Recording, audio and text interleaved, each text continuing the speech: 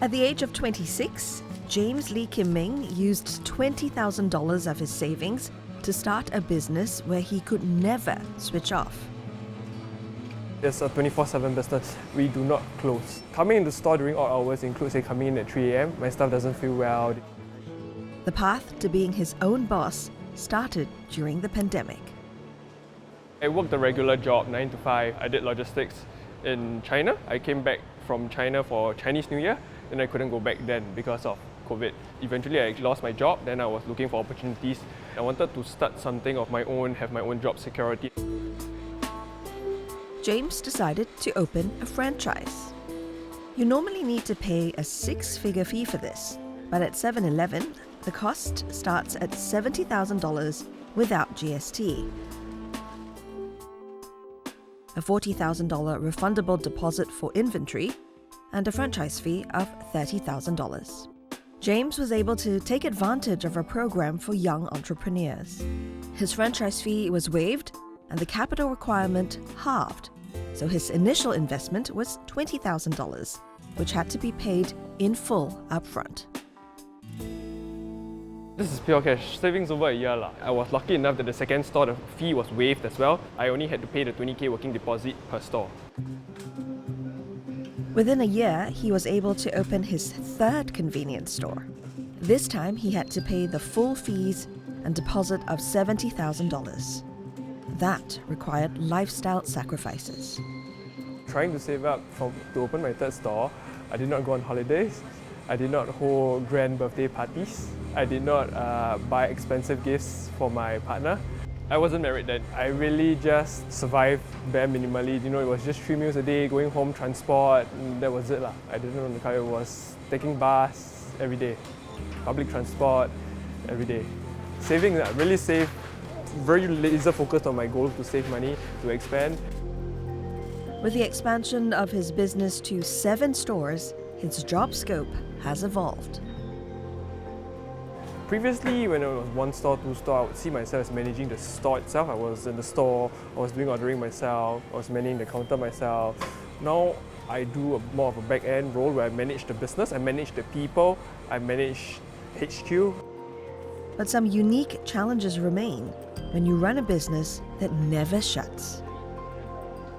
You cannot close the store. This is HQ's requirement as a franchisee, so by hook or by crook, somebody has to come, or if not, I have to come. I cannot off my phone. The store has to stay open. There are also other hurdles James has to deal with. So theft rate is really a big problem in Singapore still, and this is something that we face daily on the ground. So I have a store that is near a school, and you really see a very high theft rate there. People are stealing really small things like $1 items such as sausages and things like that. Typically, a franchisee pays a business a fee in order to license the brand name and supporting resources of a parent company. The franchisee will then have to bear all or most costs to set up the business. There may also be an ongoing royalty fee. But 7-Eleven's franchise model is different.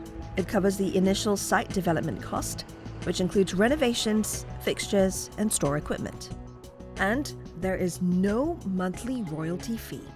You can use the word unique. Unlike most franchisors, they actually so-called run the outlet for a year first, make sure it's running properly. It's not like a typical franchise where the franchisee have to go find a location, then spend their own money, set it up and everything. And then 7-Eleven will even show the prospective franchisee, see, this place is making money. This is a profit and loss statement, you see, right? And so the franchisee will feel very safe that he's not going in to something that's not proven. Having access to market data plus the lower startup costs means that it's a smaller barrier to entry for young entrepreneurs like James. However, as with any investment, even a business with safety nets in place carries risks. Before signing up with any franchise, you need to do your research and suss out your competition.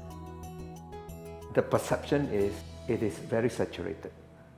you know, and then you have a lot of 7-Elevens around, then you have Cheers, then you have some mama shops, then you have Sheng Siong, then you have, to a certain extent, supermarkets are also competing with you. Despite the competition and challenges, James isn't turning back. I hope to grow with them. I would prefer to say that there's no rush to open, but more of waiting for the right opportunity. For a multi-unit franchisee like James, to me, he's very passionate about the retail business, and I think he's very good with people, because it's inevitable that, you know, especially with so many stores, you will have to deal with people, your staff, with franchisor, and with the end consumer. So that X factor actually will make the relationship between the franchisor and the franchisee long-lasting. James hopes the secret sauce will help him to expand his business. This is basically a PR game. My job is mainly HR, PR right now, where I have to really learn to manage my team so that my team is happy, so that my team come to work, so that my team can stay as a team. I'm the glue, I'm the gel that holds them together right now. It's not a bed of roses. The commitment really has to be there. It's about a mindset thing where you have to see it as your own business, and when you're committed enough, you're determined enough, you can do anything.